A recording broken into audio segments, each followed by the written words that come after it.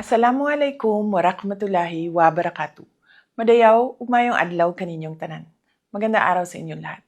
The Office of the Vice President is deeply concerned about the welfare of Filipinos working and living in the Middle East as hostilities continue to escalate.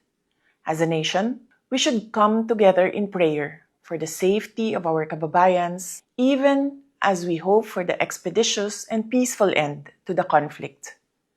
Sa ating mga kababayan sa Middle East, napakahalaga ng inyong kahandaan ngayon higit kailanman. Umiwas sa fake news, disinformation, at misinformation. Tiyaking nagmumula sa mapagkakatiwalaang media group ang mga impormasyon hinggil sa mga kasalukuyang pangyayari.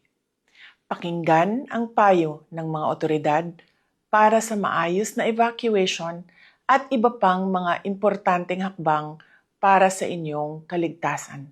Higit sa lahat, manatili tayong mahinahon at matatag. Dala-dala ang ating pananampalataya sa Diyos at pag-asa para sa kapayapaan.